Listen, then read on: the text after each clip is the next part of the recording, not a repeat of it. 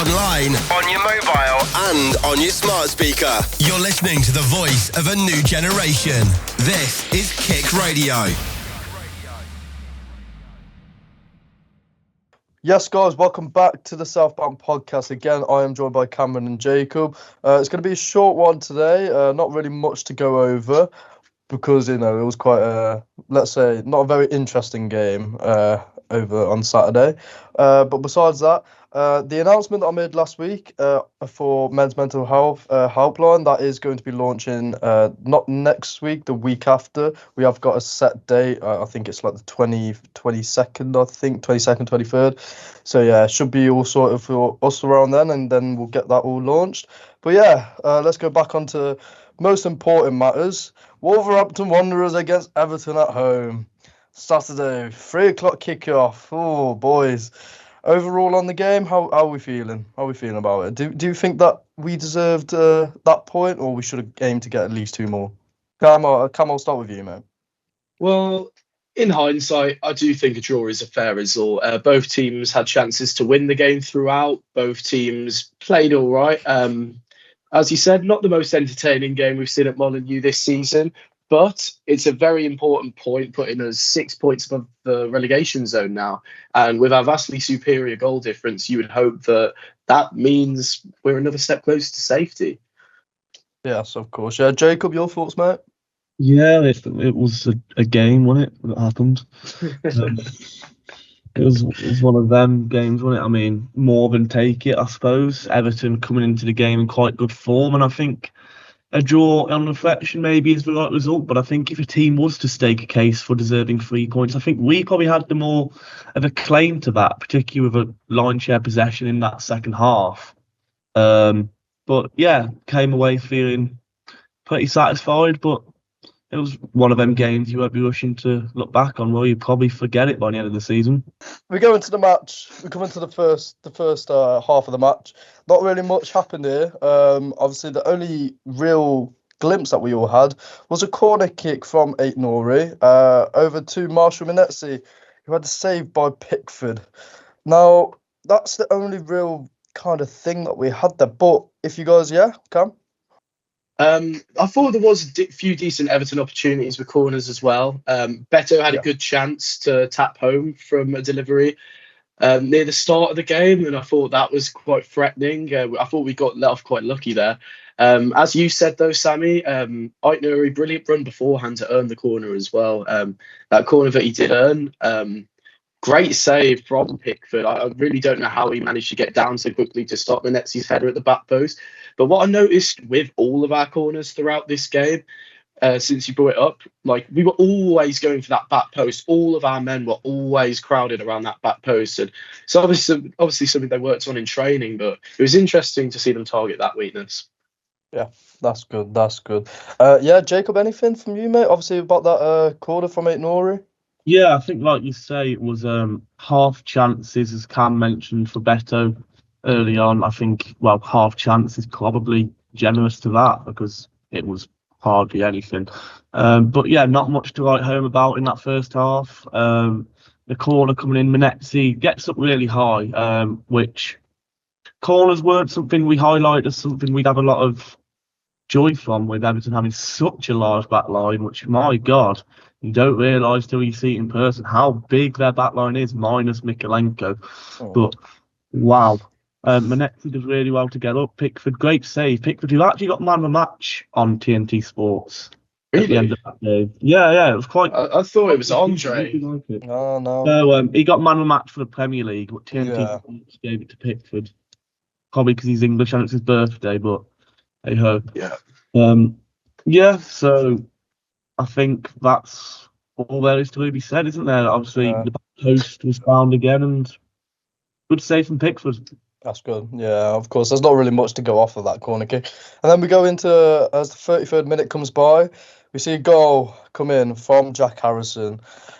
My personal opinion, it's poor defending from Doherty, I'd say. You know, he had his legs quite wide open. Obviously, he's closing his man down, but his legs were too spread open, and Harrison knows where to pocket that ball in the back of the net. Although saying that, it's been 39 games since that guy last had a goal. So, and of course, he did it at the Molineux, just like Wolves, always breaking records there. But yeah, over to that Jack Harrison goal. I don't know if there's any much there for you guys, but I'll let you guys take away. You know, Jacob, we'll start with you, mate. So yeah, there's probably a man who me and Cam definitely highlighted at the time at fault for this goal, who probably won't be highlighted. Jorgen Strand Larsen. The ball comes out to the halfway line, and he's so lazy to it, being beaten by Tarkowski to the ball. Not for the first time in this game at all, either. Probably the third. Yeah, and that's where the turnover comes from. Not just him, I think. The ball gets moved through that midfield far too easily, but the original just putting your body in the way and getting in front of your man, who, no disrespect to James Tarkowski, isn't the quickest of footballers. You should be able to get in front of him at least and hold the ball up, as he did at times in the second half, Stan Larsen. But yeah, really poor. The goal itself takes a wicked deflection, doesn't it? But despite this deflection, could Sarr do a bit better? It's quite close to him, I think. But as you say, Jack Harrison, not scored in 39 games. Similar to a story of Ryan Sessegnon we saw just a week ago, hasn't scored in so long. And we just love to be the gifters of form, it seems, at Wolverhampton Wanderers when teams come to Molineux. Yeah, of course. Cameron, over to you. Well, funnily enough, Jacob, you highlighted the similarity in terms of Sessegnon and Harrison's scoring records then. But I'd like to highlight the similarity between the two goals. It's a very similar position they're both shooting from, and it seems to be a position Sarr often gets beaten from, I've been noticing, like on that kind of pocket coming into the box and going across goal. He seems to not make it to those low opportunities. But like you said, Jose Sarr, I think he can do better. While I understand he's probably dived for the initial shot and then the deflection makes it a bit harder, the way it trickles in, I just feel he has to do a bit better there. Lindstrom, I think when he gets the ball before Harrison, he has far too easy a pass to Harrison, who was left completely isolated in space. I'm not sure where Semedo was at the time, if he was pushing up, but I feel like it's probably more on Semedo than it is Doherty alone. While I don't think Doherty does the best either.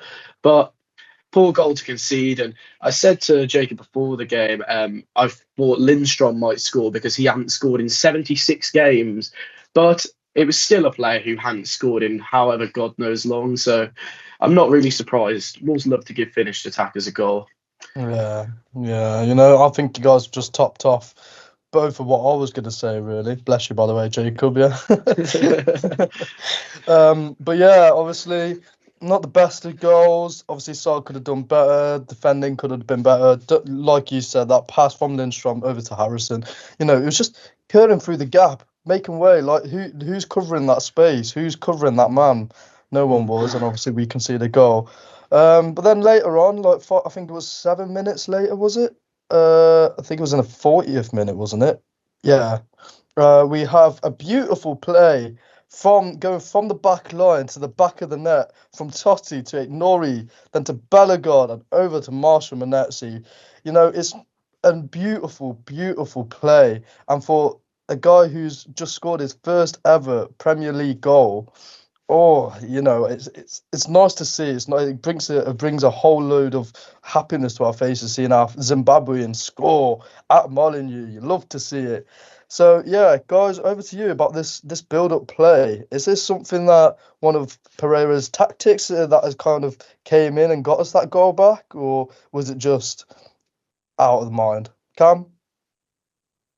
Yeah, well, I thought it was a great team goal, to be honest. As you mentioned, nice build-up play. It's lovely to see it flow through the team in such a manner. But Jean-Ric Bellegarde, everything that man touches at the minute seems to turn to gold. But he's just been brilliant recently, and I can't believe he's turned doubters like me into believers. And honestly, at this point, he's making a case for that number 10 shirt when Cunha leaves. But yeah, Jean-Ric Bellegarde as well. I thought everything we seemed to do attacking-wise in that first half just flew through him. He had a good curling effort on the edge of the D before this chance as well, from far out. It wasn't too far wide, but his assist for this goal was just excellent. really cut through the defence, and great run from Munetsi. We've seen him in these positions a lot, as we've all mentioned on the podcast recently. But Munetsi, it's about time he scored, because I don't know how many of these chances he's going to get playing pretty much as a striker under Vitor Pereira. He's just had so many, and it was great to see him finally get that first Wolves goal. But he was slipping over as he did it. So did he mean to do it like that? Maybe not, but I do not care. We were happy to celebrate, and yeah, great goal. Of course. Jacob, over to you, mate. I was just shocked he managed to get a shot on target, to be honest. Whether he meant it or not, like Cam alluded to, was slipping, because he seemed like a guy who couldn't score in a certain pleasurable build for the last few weeks, hasn't he? Yeah. But yeah, chuffed for the guy, because his energy once again was fantastic. He puts himself about brilliantly. As much as he might lack in the technical department, he more than makes up for it in his energy. And you need footballers like that. But wow, the man we call Joshua Brooks, what has happened with him lately? Once again, picking up the ball in that position, and what a pass he plays through. He would not have even thought of looking for that pass a few weeks ago. And he's just found such form and really playing well, really filled that void, I thought, on Saturday. But we thought we'd miss Mateus Cunha. Yeah, of course, yeah. Just want to obviously talk about Marshall Munetsi, and when Jorgen Strand-Larsen, the comparison, obviously, when they both first came in, when we saw Strand-Larsen came in, obviously he didn't really have the best of form for his first couple of games, and then now, he's already got 7 goals already so far this season, 7, 8, I think, so far. But would you guys say that there's a similar comparison to how Munetsi would form, as we've seen from previous players who have had no Premier League experience now come into the greatest of their form at Wolverhampton? Would you guys think that this is like the starting step for Munetsi? Cam? I would certainly hope so. While I agree with what Jacob said in him lacking technical ability, he's certainly a workhouse, as we've all seen. We always see him getting in excellent positions. And as a CDM, I wonder why his attacking positioning is so great, to be honest. I'm not sure if it's because he runs from deep or whatnot, but he just gets in great positions. So I would love to see him start scoring more. But yeah, he definitely needs to work on that finishing in the training ground. Of course. Jacob? Yeah, I said to the bloke next to me, he's like a dog with a tennis ball down the park who just run after the ball, like, just for no end. And we love to see that, but obviously does leave a bit to be desired technically. And he did go off at half time with a knock, and Pereira did confirm that he had a knock in that first half. So fingers crossed that isn't too serious, because 1, we can't be dealing with any more injuries at the moment, and 2, that will put a dampener on, like you say, Sammy, getting that Wolves career kick started and helping us stay in this division, which we've put ourselves in quite a healthy spot to make that possible now, I believe. Yes, of course, yeah. Well, that's basically it for the first half, guys. Not really much happened. Obviously, it was a 1-1 equaliser going into the second half. Not really much happened in the second half, I'd say, from my personal. Obviously, we did look a whole load better and stronger than Everton. Just one thing I just wanted to start off was a Sarabia free kick from outside the box. Yeah. Guys, now, this is a bit of controversy for me. Now, you know how much I love Cunha and how much, not hatred, but how much doubt I've been having in Sarabia recently. But this free kick, it just skims that top right corner. Now, I want to ask you guys something. Do you think Sarabia, seeing how he's doing on set pieces, not yes. just on corner? I know what you're going to say, yes. Yeah. Okay, well, as soon as you said, we've got to start with you first, Cam. Why then? Why? Right. What I think you were going to say, Sammy, is that would we like to see Sarabia taking set pieces over Mateus Cunha? Yeah, I completely agree. I'm glad you realised. Brilliant free kick. We actually had a really good view of this from where we were sat, because it was kind of like behind where Sarabia was. And wow, it was just so close, like inches away from going in that top corner. Pickford gave him a lot of space for that free kick, and again for the one later on, which wasn't as good as an attempt, but still very close. And I've always thought Sarabia's set pieces are excellent. His deliveries on corners are way more pinpoint. We know what kind of player he is, being from Spanish football predominantly in his career. He has excellent technical ability, and while sometimes I think he's a bit too slow for the Premier League, he puts himself about physically, and his passing is just sublime. It's the one attribute you can't take away from him. And just his free kicks in general, I think, are so much better than the rest of the squad. We've scored quite a few goals from his deliveries, be it corners or free kicks. And yeah, I just think he's a far more superior set piece taker, because other than Cunha, who's I wouldn't say is a natural set piece taker, I think it's something he's added to his game. I think Sarabi is the more natural option. Yeah. Jacob, you, mate? Well, I think something Cam spoke about and not really said. I think he owes Pablo a bit of an apology, because he was not very happy at half time when he saw Sarabi coming on, and I thought Sarabi was excellent in that second half against Everton. One of the standouts on the pitch for me when he came on, really adding some energy, surprisingly, to the game. But as for set pieces, I think yes is the emphatic answer with that. I think his set piece delivery and shooting is far superior to Mateus Cunha's. I think that's where he really thrives, Sarabia. I remember the actual first free kick, my dad was saying, no, he won't shoot for me. And I said, Dad, it's going to be a great goal. And then it was we all thought it was going in. very, very nearly proved him wrong. Cam mentioned Pickford's position, leaving Sarabia a lot of space. And had another one, and you thought Pickford immediately not give the same space to Pablo Sarabia after he saw what he could do. But that seems to be a trend with goalkeepers, as we saw yesterday with Sunday, with Bruno Fernandes's free kick. Very poor from David Raya not to keep that one out as well. Sunday. It was Saturday. Sunday. Oh, wait. You're on a different game. The Arsenal United game. No, forgive me. I thought you were on about Wolves. No. Yeah, so I've been thrown off track now, but yeah. I was going to say, yeah. I think Pablo Sarabia set pieces, yes. Okay. Okay, that's fine. Now, as we come into the game a bit more, 63rd minute, an Argentinian,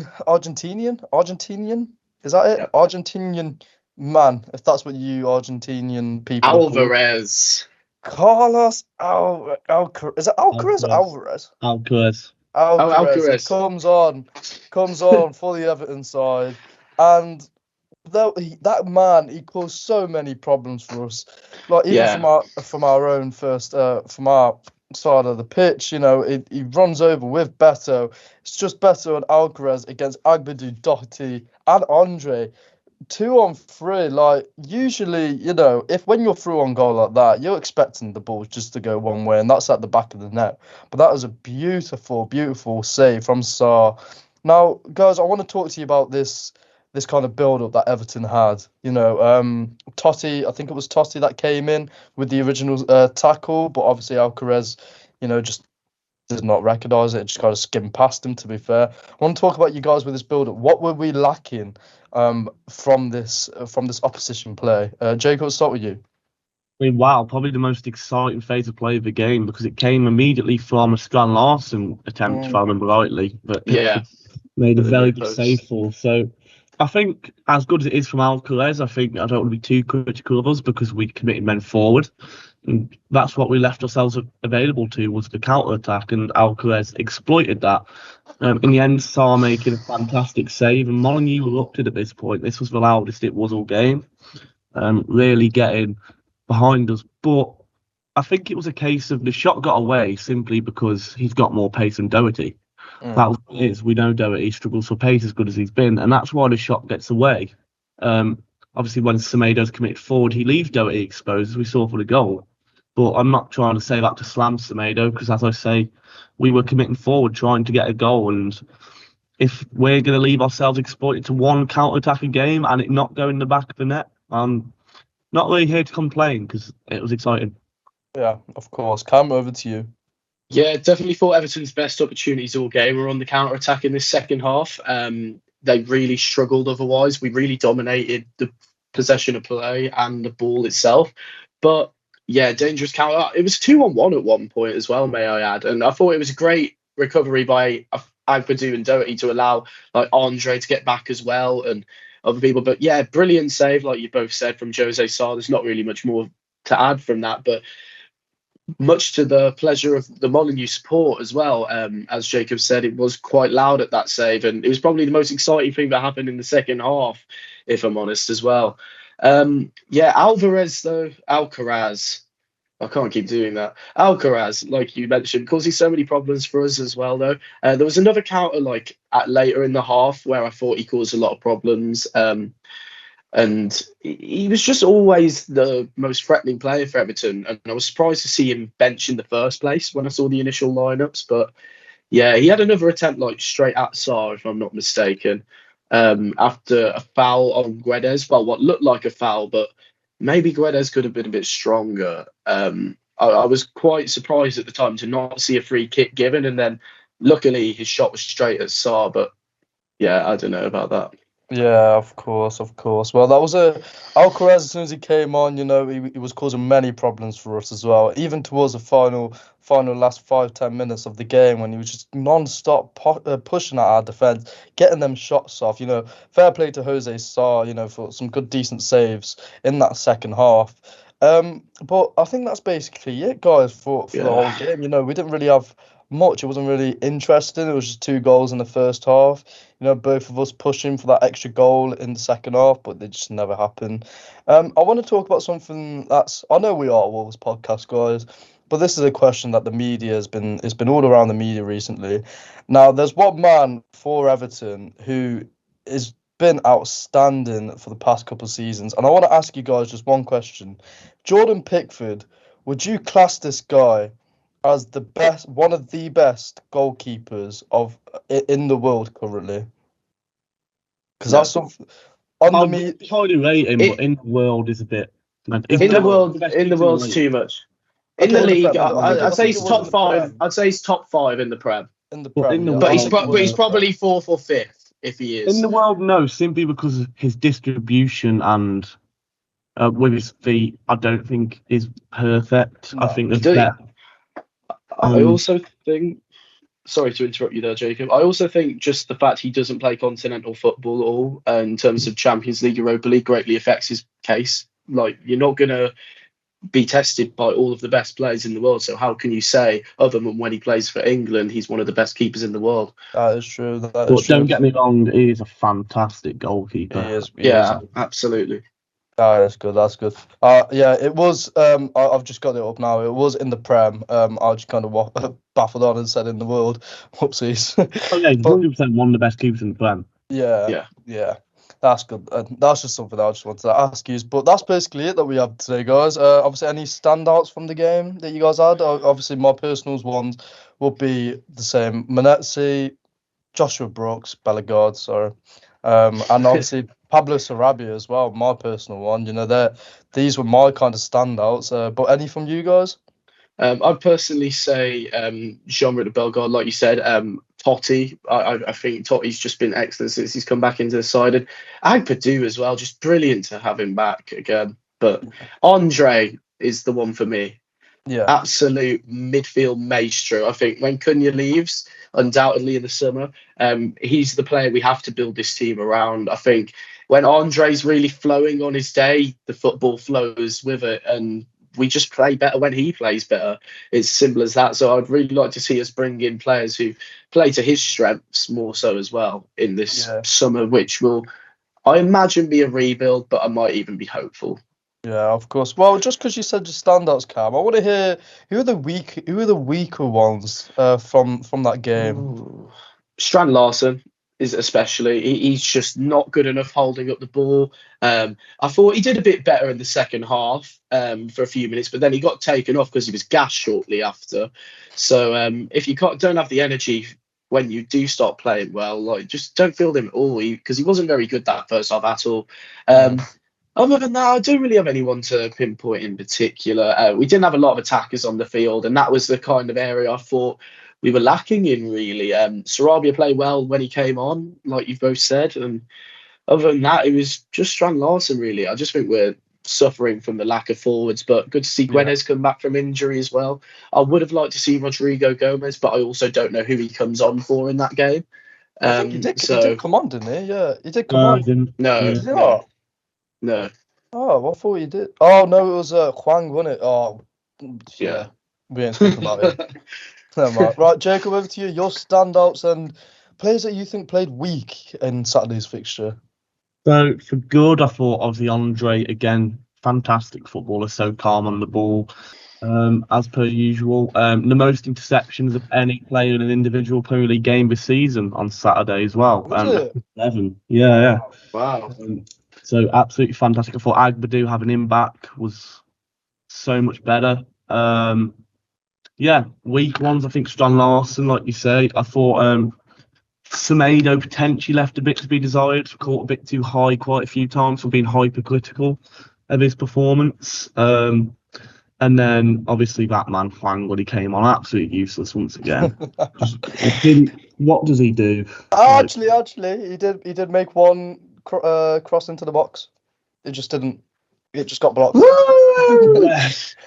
Give He's him a doing contract. something. So Now, what? guys, just before obviously we preview next week's fixture against Southampton, I want to ask you guys something that has been on my mind recently. We have signed quite some decent players in January. We were the second club in the Prem that had the highest spending in the January window. Now we've got the likes of Agbadu, who's came in and he's been brilliant. We've got Munetsi coming in, who's slowly starting to get his form. We've got Nasser Jigge coming in. You know, he hasn't really had much of an impact yet. But I want to ask you guys, with these signings and with how Pereira's tactics are now applied at Wolves, and we're seeing how we're kind of playing against teams that are like on the same similar scale level as us, do you see us staying in the Premier League for next season? Jacob, I'll start with you. Yeah, I think we'll stay up now. It's not job done, nowhere near job done. Obviously, we still need to play Ipswich, which is a massive game still. But 6 points, that's regarding Ipswich picking up 3 results where we don't. And quite simply, I don't see them doing that. I don't want to jinx it, but I don't see them doing that. And I do think, like you said, with added quality, we just do have enough to stay up now. But yeah, I think that's me. I think if we win Saturday, we're up. Like I think we're safe if we stay and win at Southampton Saturday. Personally, obviously big test without Cunha. It makes the game a lot harder than it should be. When otherwise I'd expect to pummel them, to be honest, like everyone else going to St Mary seems to do this season. But yeah, I think if we win against Southampton, we are effectively safe. But I could easily see us not winning against Southampton, which we'll get to after. But like Jacob said, huge test against Ipswich left. And depending on how their form goes as well, Leicester still to go at home. And while we beat them away, and that was a great day, still a hard game when you're at this stage of the season facing any team in the relegation battle. And Leicester aren't dead and buried yet. People seem to be forgetting that. And I'd say arguably at this point, considering they're not conceding as many goals at the minute, I think they probably have a better chance of staying up than Ipswich do. Yeah, of course. So it's nice to hear you guys' little thoughts about if we were to stay up and everything. That's quite nice. So yeah, obviously we're kind of done with that. We're just going to preview over to next week's fixture. Well, not next week, sorry, Saturday's fixture. Get Southampton away at St Mary's Stadium. Now, guys, from this fixture, I'm expecting 3 points. It has to be. There's no other way. We cannot be losing to the bottom, the team that's arguably the worst in the league at the moment. You know, I think they're currently on, 9 points already so far in the Prem? Something like that. Yeah, that's what I mean. Like, they're not even on They double are figures. terrible. That's what I mean. So if we don't get 3 points from this, there's just going to be so much worry and thoughts about us getting relegated next season. But any score predictions from you guys? I mean, yeah, you can't be going to a place like this settling for anything less than 3 points, can you? No. Particularly in their current form. I know we don't have any Mateus Cunha, but the players proved on the weekend that they can still fight and be competitive without him. So if we turn up looking like we're going to play football before this weekend, we can't blame it on no Mateus Cunha because they've proved that they cannot. However, we saw last season, we went to Sheffield United, granted them 3 points. It's a Wolves thing to do. But if I'm going to put my neck on the line a bit and actually go for a win this week, which is rare, I think I'm going to go for a 2-1 Wolves win, I think. Joshua Brooks will get on the score sheet. And I'm going to go for my boy João Gomez. I reckon he gets a another goal in there. Fair enough. Mr. Gorman, your predictions? Well, Jacob took almost every word I wanted to say right out of my mouth in my defence. I was going to mention that Wolves do love to lose against these bottom of the table teams, like Sheffield United last year with Cameron Archer scoring that ridiculous goal. I could easily see us doing something wrong, but I think a draw against Everton is a very good result with the form they're in, and we've clearly showed that we can play football without Mateus Cunha. So we can't hide behind that fact if anything does go wrong. But I'm also going to say 2-1. But to be different, I might say 3-1 Wolves, just to vary a bit from Jacob's prediction. I think, weirdly enough, I think Strand Larson is going to score. I think it'd be like hard not to for any capable striker. And while he's not a capable while he's not a capable striker, he has found the back of the net enough this season to make me think he could get a goal in this game. I'm going to say there's going to be a Totti header, and I'm also going to go with a John Rickner-Bellegarde goal. Ooh, that's fair. You know what? It's nice hearing you guys getting us glimpses of a win on Saturday. It's the only way we kind of expect it. Yeah, it's very weird with Wolves because we always seem to play well against all the big teams and everything, but then when it's like the middle teams or lower league teams, we always fumble. We don't know why. Yeah. And just for that as well, just based on that basis, I'm gonna go with a 1-1 or maybe a 2-2. I'm gonna go with a draw. I could definitely see that. I can't see. I as much as I want us to try and get 3 points, it's one of them ones with lower, like teams that are lower in the league. We always seem to have a battle against them, so it could go either way. But yeah, 1-1 or 2-2 draw. I'd say. I think it'll end in a draw. But I think that's it for today, guys. That's it. We've not really much to kind of go over Saturday's fixture, but let's just hope next week's one's a good one after St Mary's Stadium in Southampton. Ooh. I have been Sammy Ahmed, joined by Mr. Jacob Robert Jones and Cameron Smelly Gorman, and I will see you all next week. Cheerio. See you in a bit. Yeah. The voice of a new generation. This is KIC Radio.